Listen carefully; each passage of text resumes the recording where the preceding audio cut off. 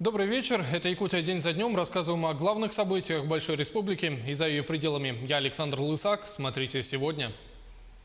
Историческая встреча. Владимир Путин и Дональд Трамп впервые провели полноформатный саммит. Общались друг с другом, с журналистами, обсудили сирийские вопросы и борьбу с терроризмом. Неужели началась перезагрузка в отношениях России и США?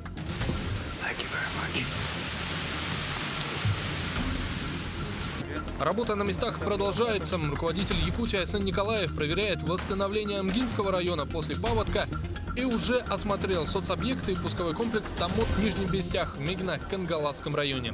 Конечно же, для нас очень, еще раз хочу повторить, важно развитие железнодорожного узла здесь в Нижнем Бестяхе, как в будущем основного транспортно-логистического центра нашей республики, да и, наверное, всего северо-востока страны. Больше солнца и ветра, тратим меньше денег. В Якутию привезли современные ветроустановки, которые помогут сэкономить на электроснабжении заполярного Тикси. Чем еще в области энергоэффективности может похвастать республика? Топливо у нас дорожает с каждым разом, поэтому здесь мы ставим целью по экономии топлива. Основная цель. Чемпионат мира по футболу в России закончился, но воспоминания остались. В Якутию вернулись волонтеры Мундиаля. Ребята рассказали о подготовке, атмосфере в городах-участниках и общении с иностранными болельщиками. Хотелось бы еще участвовать в таких мероприятиях. Но если будет шанс, то я его точно не упущу. Леса, река, живописные просторы. Завершилась экспедиция хранителей легенд «Шепот Алдана».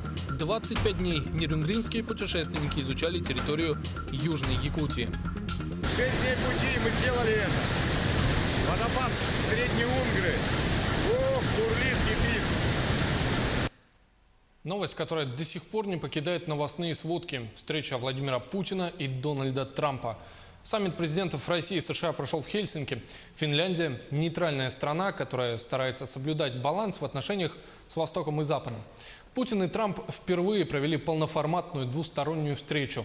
К саммиту Москва и Вашингтон шли 1,5 года. К чему пришли, что обсудили, как общались лидеры государств друг с другом и какую главную мысль Путин постарался донести до американского коллеги. Событие историческое. Решение, что глав двух крупнейших стран мира, России и США, примет Хельсинки, стало известно в конце июня. Владимир Путин прилетел в столицу Финляндии в понедельник в 13:00.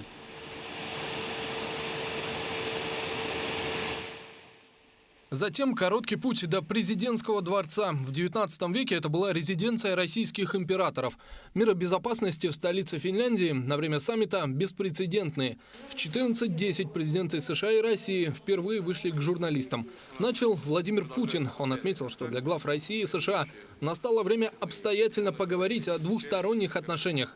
Затем говорил Дональд Трамп. Глава Белого дома предложил обсудить торговлю, военные вопросы и особенно ядерное оружие и отношения с Китаем.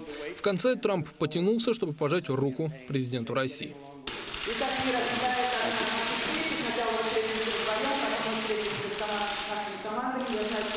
После оба удалились на двусторонние переговоры. Разговор тет-а-тет, а затем в присутствии участников делегаций занял больше 2 часов. В 18:10 почти с 2-часовой задержкой Владимир Путин и Дональд Трамп провели совместную итоговую пресс-конференцию. После короткого выступления российского лидера президент США полушепотом поблагодарил Путина за встречу.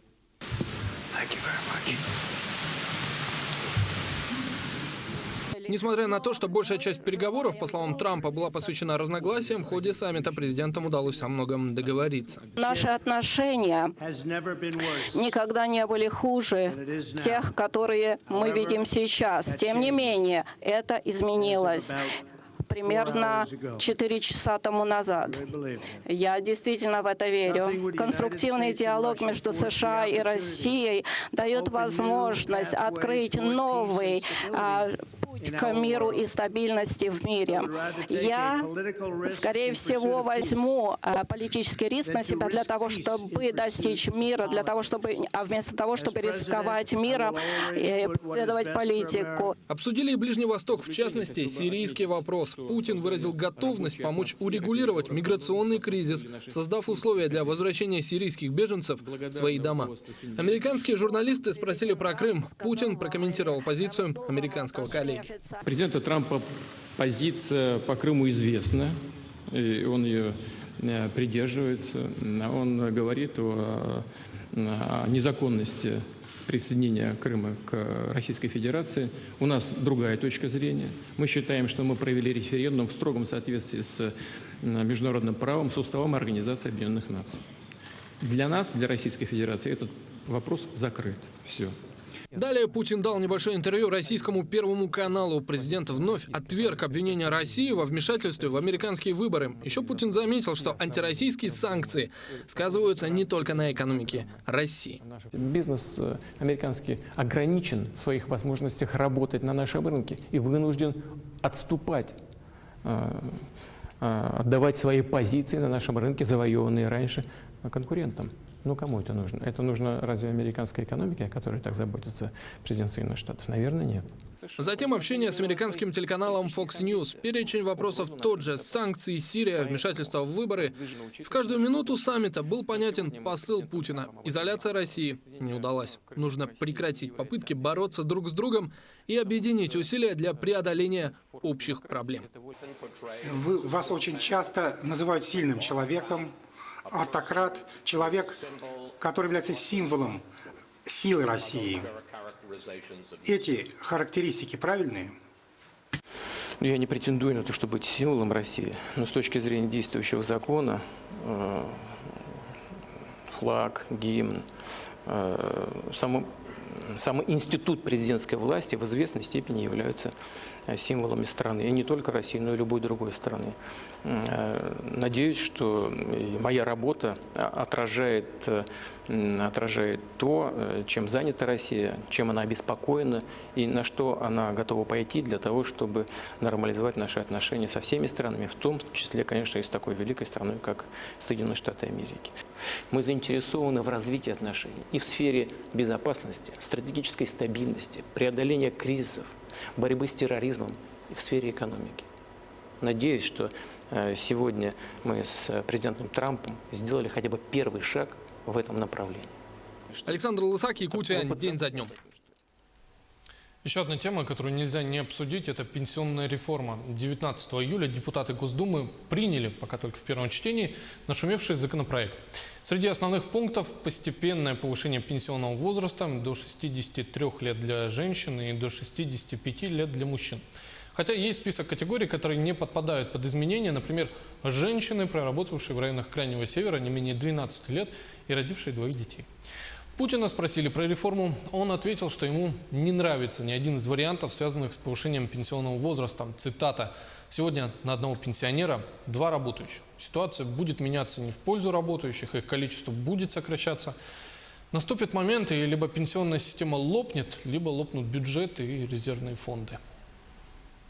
Грустно говорить о таких вещах, но когда принимаются решения такого масштаба и такие чувствительные для людей, нужно оперировать конкретными вещами и реальными профессиональными прогнозами.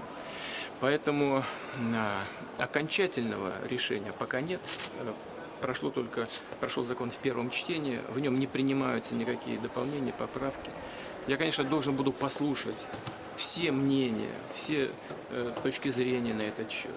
Посмотреть за дискуссией, которая будет разворачиваться. Она может часто разворачиваться. Только, естественно, нужно слушать тех людей, которые не пиарятся на этой чувствительной теме для миллионов людей, а предлагают что-то вразумительное, здравое, руководствуются интересами страны и граждан. Почему еще?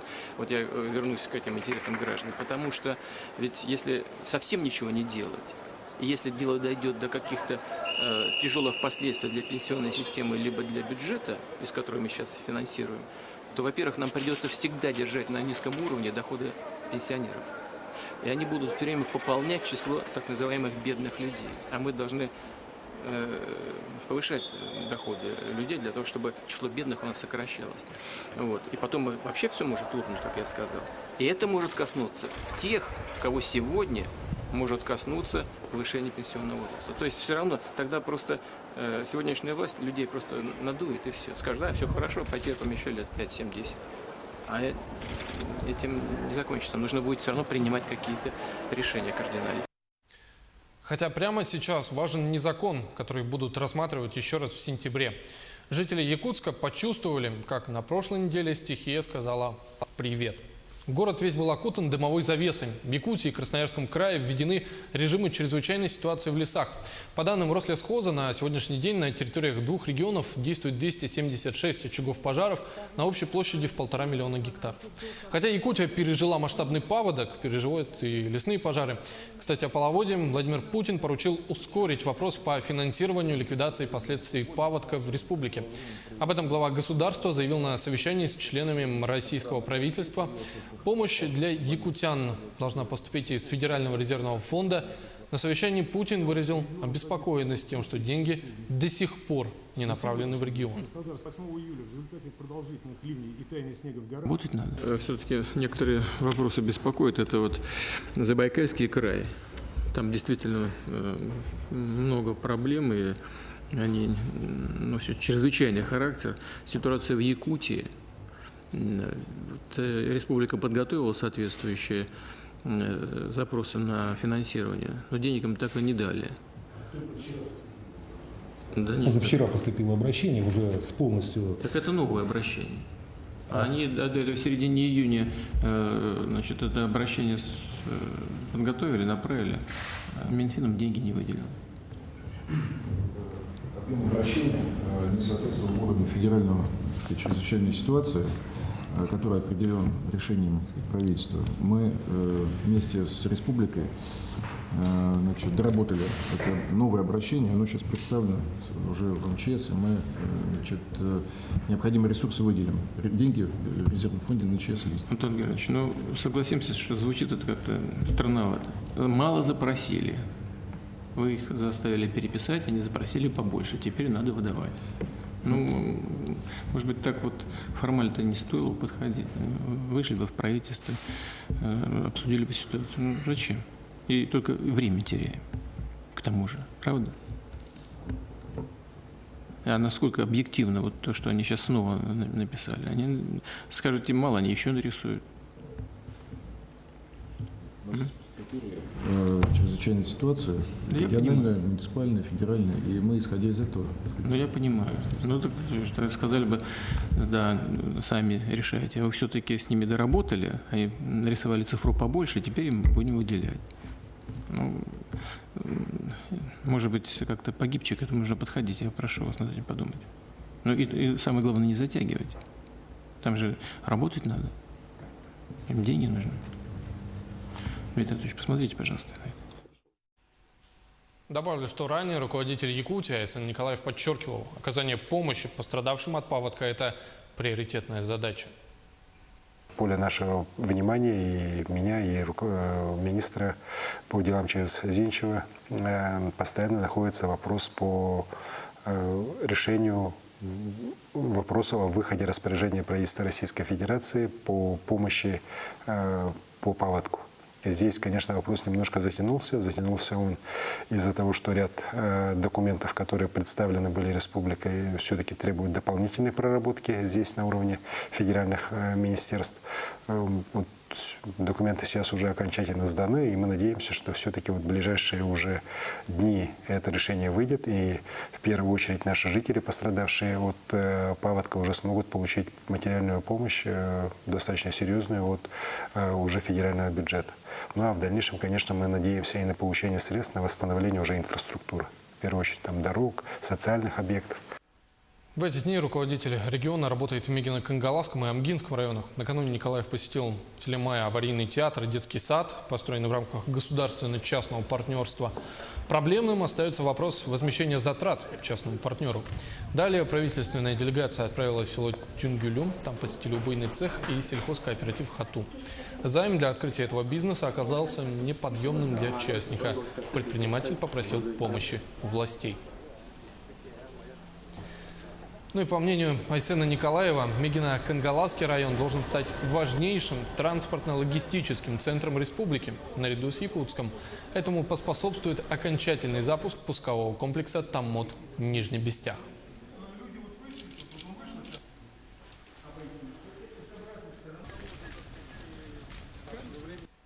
У нас есть полная уверенность, что к концу года уже движение будет полностью открыто, как грузовое, которое сегодня осуществляется в режиме временной эксплуатации, так и уже появится и пассажирское сообщение. Сегодня мы видим, что готовность железнодорожного вокзала она очень высокая, ну и всех сопутствующей инфраструктуры тоже работы проводятся, и я уверен, что в установленные сроки железные дороги Якутии с поставленной задачей справятся. И, конечно же, для нас очень, еще раз хочу повторить, важно развитие железнодорожного узла здесь в Нижнем Бестяхе, как в будущем основного транспортно-логистического центра нашей республики, да и, наверное, всего северо-востока страны, особенности в случае дальнейшего строительства моста через реку Лена в районе города Якутска, вот Нижнего Бестяха.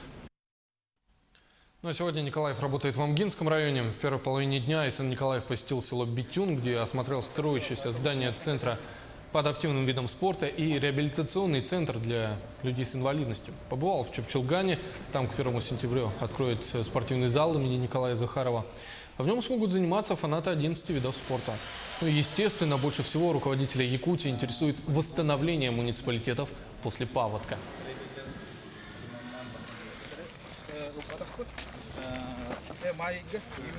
Больше домов, которые вот подтоплены, почти все заменены полы, заменены холодники.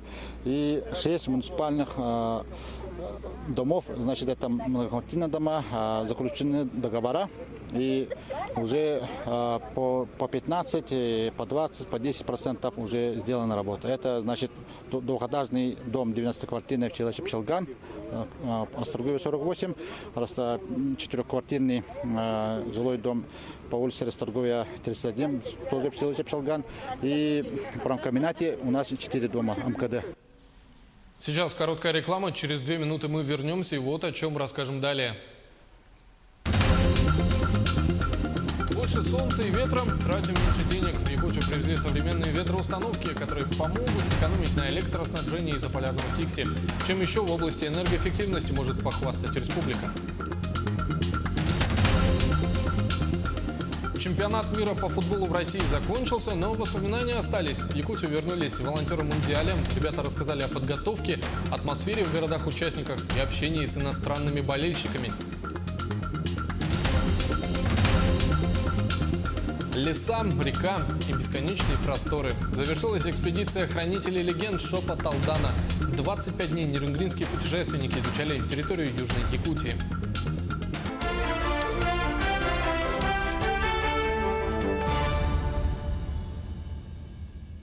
Как в аптеке.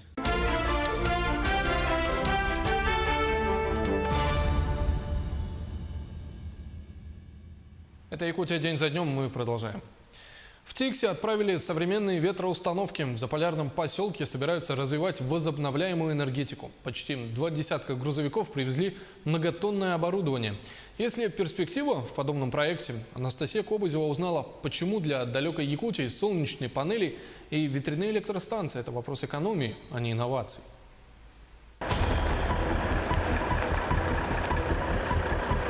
Будущее на борту грузовиков. Ценный груз из Японии отправится в заполярный Тикси. 3 ветроустановки – лишь начало масштабного проекта. В России такого еще не было. Этот проект для нас чем хорош? Тем, что он по сути своей полностью финансируется японской корпорацией NEDO. Это по сути своей грант для производителей японских компаний. Соответственно, за счет этого мы получаем безвозмездно ветроустановки. Также придут дизель-генераторы безвозмездно. Стоимость ветряков в пределах $1 миллиона, а в целом проект он практически около $1 миллиарда будет стоить с учетом работы, доставки. Мощность 3 ветроэнергетических установок – 900 киловатт. Потребители Тикси смогут платить за электроэнергию на 20% меньше. Таким образом, удастся сэкономить на завозе топлива в заполярный поселок. У нас очень большие расходы идут на завоз топлива. Как вы знаете, топливо у нас дорожает с каждым разом, поэтому здесь мы ставим целью по экономии топлива. основная цель. Ветроустановка – это башня и винт. Вес всех 3 мельниц – 200 тонн. Высота от основания до конца верхней лопасти – 60 метров. Чтобы станция смогла выдержать суровые якутские морозы, была предусмотрена система подогрева. Строительные работы начались в прошлом году. В Тикси уже заложен фундамент для возведения ветроэнергетических установок. Монтаж башен и всех конструкций займет примерно 2 месяца. Строительство ветродизельного комплекса завершат в 2019-м. Затем испытания, которые продлятся целый год. Если проект в Тикси окажется успешным, то он будет внедряться и на других арктических территориях Якутии. Для республики это не первый энергосберегающий проект. В 2015-м в Жатае открыли пока единственный на Дальнем Востоке энергоэффективный детский сад. Фотоэлектрические панели и вакуумные коллекторы на крыше обеспечивают дошколят горячей водой на все лето. Там стоит температурный датчик, который показывает температуру в коллекторе. Есть у нас температурный датчик в баке. Как только температура превышает коллектора, превышает температуру бака, у нас включается автоматический насос, и теплый бак через теплообменник нагревается вода. За счет этого у нас происходит нагрев бойлерной воды. За этого мы пользуемся горячей водой. Еще один плюс – приточная и вытяжная вентиляция. Нагревает воздух с улицы до необходимой температуры и подает его в помещение. Батареи под подоконниками защищают от холода из окон. Особый комфорт создает пол с подогревом. Задаем температуру теплых полов, какую нас просят. Там, в основном 25-27 градусов. Все отопление практически происходит у нас детского сада за счет теплых полов и теплого воздуха. То есть по батареям у нас идет минимальное потребление гигакалорий. Проектировщиками предусмотрено абсолютно все. В детском саду есть большие энергоэффективные окна, светлые стены, светодиодные лампы. В этой группе их 18, а в коридорах установлены датчики движения. Не только инновационно, но и экономно. В Васильке затраты на обогрев и освещение по сравнению с обычным детсадом ниже на 40%. При этом за 3 года ни одной аварии, поломки оборудования или мелкого сбоя. Энергосберегающие технологии можно увидеть и на крыше офиса. 3 года назад Владимир установил солнечные панели китайского производства. И вот теперь новые, швейцарские.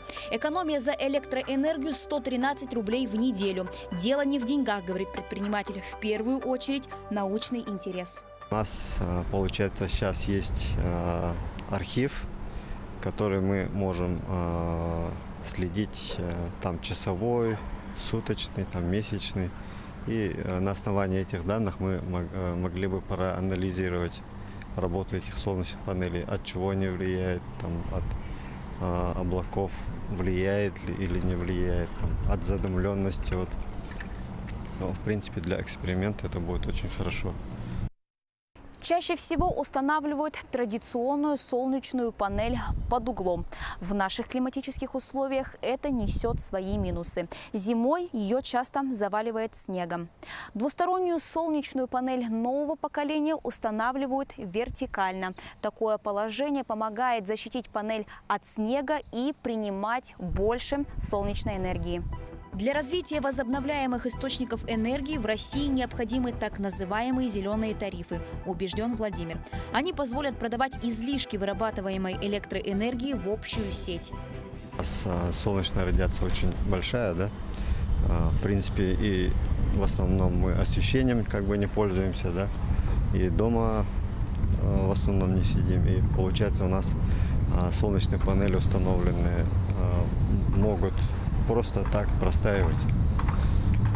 Если этот закон примут, то если мы сами не используем энергию, то мы можем продавать ее в сеть.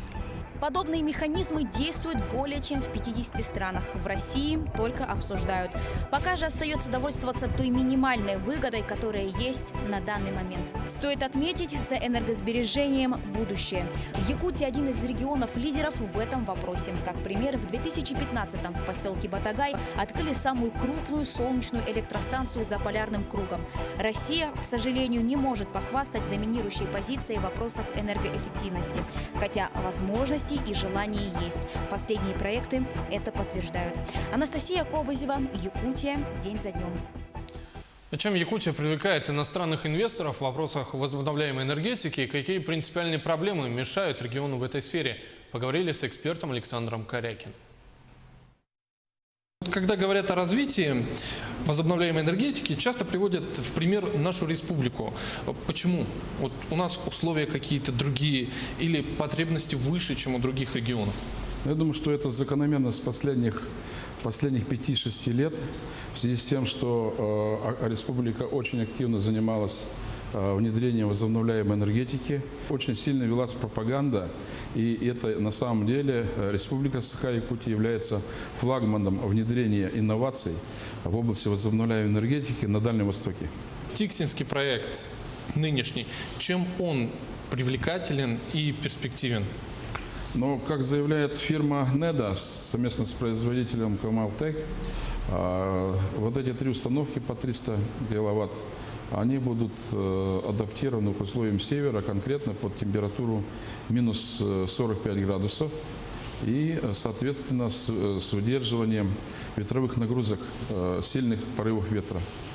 Поэтому я думаю, что эти установки будут работать, потому что подобные же установки, но по климатическим исполнениям минус 35 градусов, они работают сейчас на Сахалине. То есть опыт положительный на Сахалине имеется. Поэтому компания NEDA пришла сюда, в Якутию, для того, чтобы опробировать свою технику, технологии в условиях Крайнего Севера. А все-таки какая экономия? Мы говорим о том, что это возобновляемая энергетика, что должна быть экономия, а в денежном эквиваленте сколько, например, помогут сэкономить? Давайте вот несколько цифр. Значит, мы вообще в Якутии рассматриваем возобновляемую энергетику как эффект энергосбережения. То есть мы экономим, значит, здесь дизельное топливо. Почему в условиях Якутии возобновляемая энергетика, конкретно солнечная, идет? Потому что себестоимость производства электрической энергии на дизельных станциях, а конкретно топливная составляющая, очень значительная. Доходит порядка 80% от себестоимости. Соответственно, экономическая эффективность этих проектов, она достаточно высока для объектов энергетики.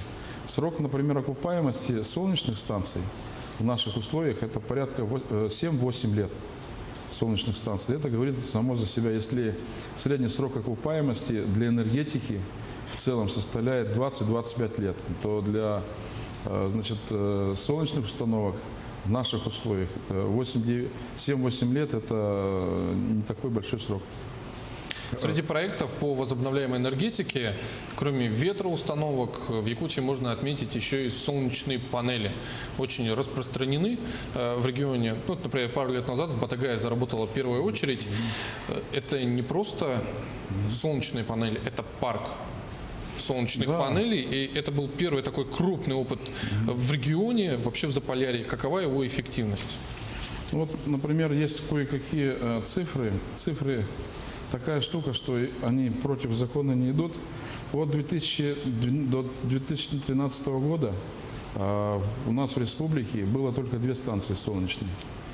Это, значит, солнечная станция в поселке Батамай и в поселке Учигей. Вот с 2013 года по 2017 год мы построили, сейчас общее количество станций 21. 21 станция у нас солнечная присутствует, в том числе и 1 мегаваттная станция в поселке Батагай. Все знают, что солнечная станция, например, в Батагае занимает территорию 4 футбольных поля. Вот. Ну, станции, конечно, поменьше, там 20, 30, 60 киловатт, они размером поменьше, но это все равно колоссальные территории для республики Саха-Якутия. Самое, что главное и важное, мы умеем строить станции солнечные в любых условиях, начиная с Заполярья, Центральной Якутии, Южная Якутия, Восточная, Западная, центр холода и Мекон. То есть солнечные станции работают везде на нашей территории. В чем все-таки интерес иностранных инвесторов к таким проектам? Иностранные инвесторы приходят к нам с одной единственной целью. Значит, испытать свои машины в экстремальных условиях Крайнего Севера. Если их техника будет работать в условиях Якутии, в экстремальных условиях, то она будет работать практически по всему земному шару. Вот это основная, значит, причина того, что иностранным инвесторам очень выгодно, значит, пробовать свою технику, значит, в наших условиях. Как говорится, раньше был знак качества, мировой знак качества — наша территория. Если техника здесь будет работать, то она будет работать по всему земному шару. Но это же все равно чревато определенным, допустим, поломкам. Не опробировалась технология, значит, нам она не подходит. Смотрите, но есть же и другие, например, нерешенные проблемы в этой же сфере. Их там целый список. Ну, самая главная проблема возобновляемой энергетики наверняка это отсутствие финансирования. То есть на сегодняшний момент, значит, к великому сожалению, структура РАО, ну, бывшая РАО с Востока, сейчас Русгидро, ну, практически с подачи Минэнерго России свернула программу возобновляемой энергетики. Значит, в 2018 году ни один объект возобновляемой энергетики не был построен на территории Республики Саха-Якутия. И также планируется там косметический ремонт возобновляемых источников в 2019 году. Поэтому, с одной стороны, как бы вот есть такой ажиотаж, что мы возобновляемой энергетикой занимаемся, да, впереди планета Сея, а с другой стороны идет вот немножко такой вот отток, значит, от этой тематики. С другой стороны, а как развивать возобновляемую энергетику, если вопросами благоустройства территорий чиновники занимаются спустя рукава?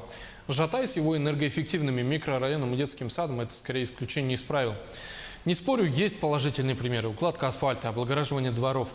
А еще кривые велодорожки, непонятно как построенные детские площадки. Баланс во всем. Рассказывает Кристина Якупова. Дороги, подъезды, детские площадки. План благоустройства Мирного.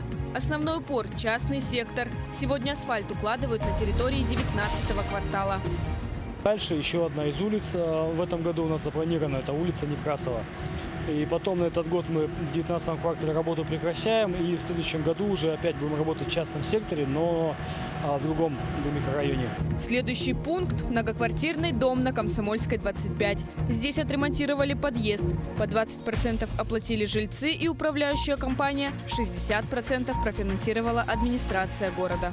Мы соселились в 98-м, вот в 18-м сделали. Ровно 20 лет. Немножко краска, запах был, но это терпимо. Молодцы. Приятно. Еще бы лифт, если поменяли на новый, то было бы класс. Благоустройство не проходит и мимо Алдана. Город преображается на глазах. Возле городского сквера отдыха кипит работа. Заброшенной стройки здесь скоро не будет. На ее месте появится дом Аланхо. Ремонтируют дороги, очищают сточные канавы. Очень заметно. Чище намного стало. Клумбов больше появилось. Ну, что еще? Ну вот, увидели, что сносят наконец-то старые дома. Изменилась территория, прилегающая к театру юного зрителя. Гармонично вписались серп и молот, памятник дружбы двух районов – Алданского и Мегино-Кангаласского. Ранее памятник располагался на пересечении улиц Ленина и Мегино-Кангаласской. В тени деревьев он был практически незаметен. Хорошо, очень прекрасно выглядит город.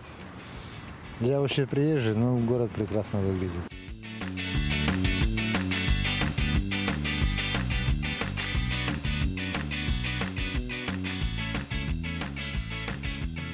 А в столице республики не все так гладко. Дьявол кроется в мелочах. Новая велодорожка по адресу Каландрашвили 25/6 пришлась не по вкусу жителям Сайсарского округа.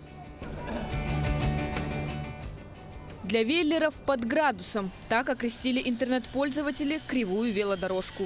Вот здесь сделали дорожку, прямая, хорошая, да? А зачем вот эту даже сделали, такую кривую, что денег некуда было тратить или что? Я поехал по этой дорожке, потому что она более прямая, чем так. Но лучше бы сделали ровную. Но так неудобно ехать все. по кривой дорожке. Вот дорожка прямая, а там вот такая кривая, что даже дети могут свалиться. Так что я рекомендовал бы переделать дорогу. Вот тут только вот часть и все. Авторы проекта возмущены. Ирина Алексеева, главный архитектор Якутска, рассказала, что при выполнении работ заказчики и подрядчики проигнорировали некоторые детали проекта. По замыслу дизайнеров сооружение должно было быть более прямым, слегка волновой формы, но строители немного перестарались. Глядя на эту велодорожку, в голову приходит одно – как тут можно проехать? Скорее всего, она подходит для более подготовленных велоспортсменов, но не для обычных граждан и уж точно не для детей. Работы по благоустройству каждый год охватывают все больше городов и поселков Якутии. Цель – преобразить. Однако для любого проекта важно качество. Может, чиновникам из Якутска стоит взять пример с коллег из других городов Якутии? Тогда и возмущение от жителей станет меньше. Кристина Якупова, Якутия. День за днем. Сейчас короткая реклама. Вот о чем расскажем через 2 минуты. Чемпионат мира по футболу в России закончился, но воспоминания остались. В Якутию вернулись волонтеры Мундиаля. Ребята рассказали о подготовке, атмосфере в городах участниках и общении с иностранными болельщиками. Леса, река и бесконечные просторы. Завершилась экспедиция хранителей легенд «Шепот Алдана». 25 дней нерюнгринские путешественники изучали территорию Южной Якутии.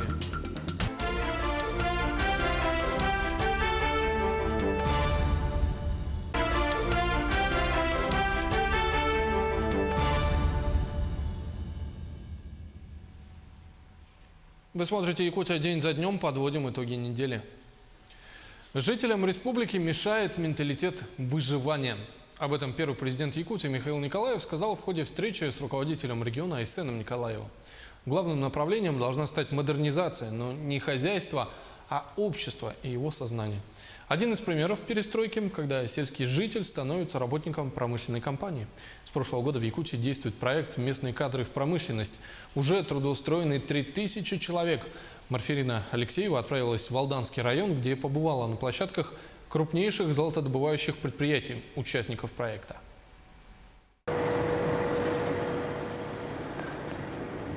Старательская артель «Селигдар» появилась 40 лет назад. Название в честь реки в Алданском районе. В последующие годы здесь наращивают объем производства, открывают новые месторождения золота. В 2006 году проект освоения Нижнеякокитского рудного поля стал толчком для создания горнодобывающего предприятия «Золото Селигдара». Приоритет в трудоустройстве у местных жителей. С квалифицированными кадрами проблем все больше и больше, их будет еще больше, потому что это та демографическая дыра, которая образовалась в 90-е годы. И мы сейчас бизнес очень остро на себе это ощущаем. Поэтому мы используем любую возможность, дабы не остаться с персоналом. Мы готовы сотрудничать с любыми формами. 300 специалистов со всей Якутии уже работают в золотодобывающей компании. Важна квалификация. За 6 месяцев этого года в образование сотрудников здесь вложили 1 миллион рублей. Мы работаем с 7 утра до 7 вечера, с 12 до часу обед. Кормят нормально, отлично все. Зарплата вовремя. Трудоустроен здесь. 4-й месяц работаю уже. Должности какой? Должность водитель тон. Транспорт общего назначения. По ярмарке вакансий устроился. У вас было какое образование? Да, среднее полное. Золотые самородки не разбросаны под ногами. Первый этап поиска драгоценного металла – сбор пород в карьере. Мы сейчас находимся на месторождении Трассовое, которое входит в лицензию рудного поля Нижний Кокитский. Месторождение Трассовое является вторым по величине после месторождения Надежда. В этом году порядка 600-800 тысяч тонн будет добыто. Сейчас мы находимся на втором этапе переработки руды. После того, как в карьере набирают породу, ее привозят сюда, в дробильную камеру. В день на предприятии добывают по 14 килограммов золота. Но руководство признает, главное богатство – это сотрудники. 300 человек – якутяне. Для каждого комфортные условия труда. Общежитие, питание, мобильная связь, интернет – все как дома. Еще один участник программы – Полис Алдан. Сегодня предприятие добывает 37% всего рудного золота Якутии. В последние годы предприятие освоило новый способ добычи драгоценного металла из застойной списанной породы. В ближайшие годы планируем именно первые укладки по 1,5 миллиона. накопив опыт, я думаю, в течение 2-3 лет, достигнув показателей по максимальному излечению, мы планируем строить еще дополнительно такие карты. С объемов 1,5 миллиона тонн мы планируем получать где-то в среднем 700-750 килограмм золота. В прошлом году здесь взяли на работу 475 якутян. На золотодобывающем предприятии есть учебно-курсовой комбинат. 400 человек ежегодно проходят обучение и курсы повышения квалификации. После окончания университета, после прохождения практик, сразу приняли сюда на работу. Начинал с горного мастера, отработал горным мастером, потом перевелся на заместителя начальника горного участка. Сейчас являюсь начальником горного участка. Реализация проектов по набору местных кадров протекает успешно. Только за полгода компании уже превысили годовой план. Теперь в их компании работает более 400 работников со всей республики. Партнеры программы – 19 промышленных компаний – Саха-Транснефтегаз, Алроса, Алмаза, Набара. В ближайшее время соглашения подпишут Нерингри-Металлик и Тюймада-Нефтегаз. План у проекта «Местные кадры в промышленность» наполеоновский. До 2020 года в крупные предприятия Якутии должны трудоустроить 10 тысяч безработных и незанятых граждан. Марфирина Алексеева, Артем Алексеев. Якутия. День за днем. Нельзя обойти стороной завершившийся в России чемпионат мира по футболу. Месяц наша страна была лидером заголовков в зарубежных СМИ. При этом в позитивном ключе. Почти ни слова о санкциях, отношениях с Украиной и безбашенных российских фанатах. Иностранные журналисты в восторге. Большая часть стереотипов о России разбилась после того, как все увидели праздник, который Россия подарила всему миру, писало французское издание «Монт». Британский «Гардиан» не скупился на похвалу. Многие люди уедут из России с теплыми воспоминаниями и изменившимися представлениями об этой стране.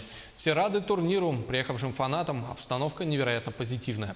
А вот выдержка из американского «Вашингтон-Пост». Вопреки тому, что Россия находится под санкциями, которые должны были осложнить строительство стадионов к чемпионату, Мундиаль дал России возможность продемонстрировать, что санкции к желаемому эффекту не привели. И действительно, от чемпионата мира чувствуется совсем другой эффект. Впервые чемпионат мира по футболу проходил на территории сразу двух частей света – Европы и Азии. К чемпионату мира по футболу построили и реконструировали 12 стадионов в 11 городах России. Екатеринбург, Екатеринбург-арена, Волгоград, Волгоград-арена, Самара, Самара-арена, Нижний Новгород, стадион Нижний Новгород, Саранск, Мордовия-арена, Ростов-на-Дону, Ростов-арена, Калининград, стадион Калининград, Казань, Казань-арена, Сочи, стадион Фишт, Санкт-Петербург, стадион Санкт-Петербург и Москва, стадионы Спартак и Лужники. 24 отеля построили в городах-организаторах чемпионата мира к турниру. В России практически все матчи чемпионата прошли при аншлагах. Посещаемость игр составила 98%. 2 из 12 стадионов, принимавших матчи Мундиаля, завершили первенство с показателем посещаемости 100%. Полные аншлаги собрали все 7 игр, прошедших в столичных Лужниках, и 6 матчей на стадионе Фишт в Сочи. Игры чемпионата мира в России посетили лидеры 29 государств, президенты, премьер-министры, монархи. В частности, за финалом Франция-Хорватия в Лужниках в компании президента России Владимира Путина наблюдали его коллеги Эммануэль Макрон и Калинда Грабар-Китарович. 3 миллиона зрителей посмотрели матчи чемпионата мира на стадионах. Суммарная телеаудитория Мундиаля превысила 4 миллиарда человек по всему миру. Данные привел президент ФИФА Джанни Инфантино. Это на 800 миллионов больше, чем во время предыдущего чемпионата мира в Бразилии. 700 тысяч человек, столько иностранных туристов посетило Россию во время чемпионата мира, хотя ожидали 570 тысяч. Больше всего гостей приехало из США, Колумбии, Перу, Аргентины и Бразилии. Чемпионат мира по футболу принес России 850 миллиардов рублей доходов. По словам руководства Ассоциации туроператоров, исходя из этой суммы, можно сказать, что удалось почти полностью перекрыть затраты на проведение Мундиаля. А улыбкой и сердцем Кубка мира президент ФИФА Джанни Инфантино назвал волонтеров Мундиаля. Более 100 тысяч человек помогали и подсказывали этим летом иностранным и российским болельщикам. Волонтеры побили всевозможные рекорды. Конкурс на место составил 116 человек, а заявок поступило 177 тысяч. Почти 80% – молодежь от 18 до 25 лет. В заветном списке волонтеров оказались и якутяне, хотя Кристина Якупова выяснила, наши ребята отметились на чемпионате мира и другим способом. Потом кепочка, еще, для людей, которые... Чтобы стать волонтером чемпионата мира по футболу, Айтал начал подавать заявки за 2 года до Мундиаля. В Рязани парня взяли в резерв. Шансов попасть на турнир практически не было. Отправил документы в Санкт-Петербург. Спустя 2 недели получил заветное письмо. Мы проходили собеседование на русском, на английском языках. Особое внимание уделялось уровню английского языка, уровню знания другими иностранными языками. Я помимо английского еще владею корейским и турецким языками, и это, я считаю, большой плюс. Хотелось бы еще участвовать в таких мероприятиях, но если будет шанс, то я его точно не упущу. Отзывчивые, приветливые, ответственные и незаменимые. Волонтеры чемпионата мира. Они не главные гости праздника, но без них он бы не состоялся. Сами люди, сама эмоция, сама атмосфера – это нечто. Сопровождал людей, встречал гостей, помогал им. Волонтер, гид, переводчик и помощник в одном лице. Функции безграничны. Комфортное передвижение по городу, первая медицинская помощь, оформление документов. И я отправила его на поезде, самом дешевом поезде. Надеюсь, доехал. Для того, чтобы болельщики смогли отличить ребят-волонтеров, им выдавалась яркая синяя форма. Это кепка, кофта, штаны, дождевик и рюкзак. Форма волонтера остается у ребят на долгую память, как и теплые воспоминания о чемпионате мира по футболу в России. Для каждого из них это новое открытие. Каждый для себя открыл как культурную составляющую Санкт-Петербурга, как возможность пообщаться, как потренировать свой язык, возможность в перспективе трудоустроиться, возможность получить новые знания, получить новые компетенции. Кто волонтер? Стать ближе к чемпионату мира по футболу удалось ленчанке Татьяне Тараненко, студентке Уральского федерального университета. В апреле она случайно увидела объявление о доборе сотрудников для работы в качестве продавца сувениров. 3 дня проходили бизнес-игры, тестирование на личностные качества, проверка английского языка. В итоге Татьяна получила работу. Я даже не знала, сколько людей пройдет и всякое такое. Я подумала, попробую, повезет так повезет, будет очень даже неплохо. Нас было 30 с небольшим желающих и взяли только 2.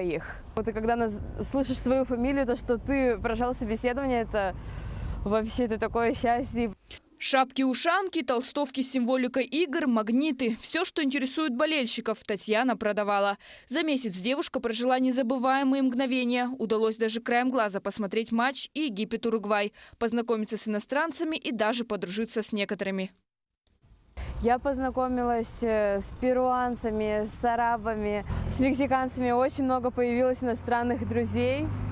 Это очень приятно. Русских тоже, конечно, не меньше. Конечно же, новые знакомства – это просто ничто не заменить. Но и также просто само ощущение, что стал частью такой большой истории, такого огромного события, которое бывает не так часто. Чемпионат мира по футболу – это грандиозное событие. Попасть в центр событий удалось не каждому. Одного везения здесь мало. Но благодаря уверенности в себе и упорному труду ребятам из Якутии удалось это сделать. Теперь у счастливчиков есть не только воспоминания, но и опыт, которым нужно делиться.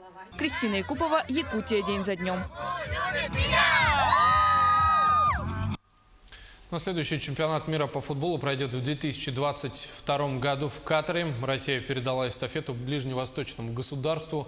Церемония прошла в Кремле. Владимир Путин вручил эмиру Катара красно-белый мяч с символикой Мундиаля.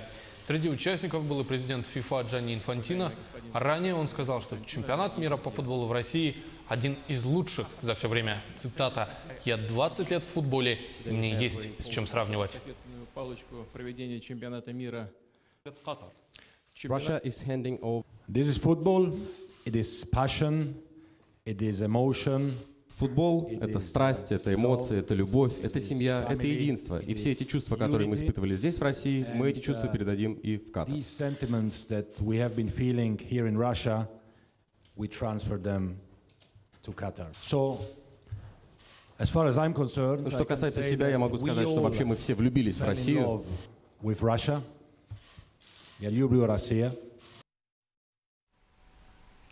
Финишировала и экспедиция хранителей легенд «Шепот Алдана». За 24 дня нерюнгринцы прошли 550 километров по нетронутым и живописным местам Южной Якутии. Путешествие приурочено к 55-летию якутского телевидения. Мы хотим показать всю красоту Большой Республики. Александра Цыбикова о местах, где побывали путники. В Нерюнгри финишировала экспедиция, организованная Музеем освоения Южной Якутии. Хранители легенд «Шепот Алдана». В течение 24 дней нерюнгринцы прошли 550 километров по нетронутым и красивейшим местам. Стартовав 23 июня, участникам экспедиции в составе 7 человек предстояло преодолеть 100 километров пешком, перевалить через кряж Зверева, взяв наивысшую его точку с высотой 2007 метров над уровнем моря, спуститься к верховью реки Алдан и уже по реке пройти оставшиеся 450 километров сплавом на катамаранах. Мы добрались до верховья Правой Унгры, переправляемся на другой берег для того, чтобы начать восхождение на свою первую высоту. Будет тяжело очень. Нам прям я даже не знаю, с чего начать. Но все здорово, настроение оптимистичное, рюкзаки тяжелые, препятствия все решаемые. Мы не сдаемся просто так. Очень сложный маршрут, 12 дней пешего перехода и 40-килограммовые рюкзаки за плечами. Каждый день – это вызов себе и проверка на выносливость. Этот маршрут – своего рода первопроход, без дорог и даже троп. И когда казалось, что уже не осталось сил, перед глазами открывалось что-то по-настоящему невероятное, прекрасное, добавляя путешественникам сил. Красивейшие озера Средней Унгры, водопад у самого подножья кряжа, поток чистейшей горной воды, спадающий с 10-метровой высоты, чей вид и звук просто завораживают.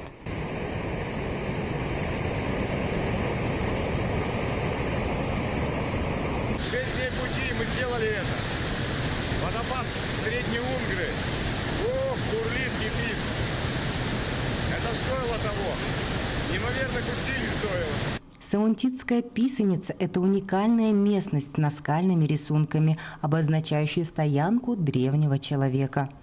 В составе экспедиции были опытные туристы, водники, старший научный сотрудник музея, задачей которого был сбор гербария. Научная часть нашей экспедиции начинается. Вот мы будем собирать гербарий. Мы его фотографируем местность. Какой он был взятый.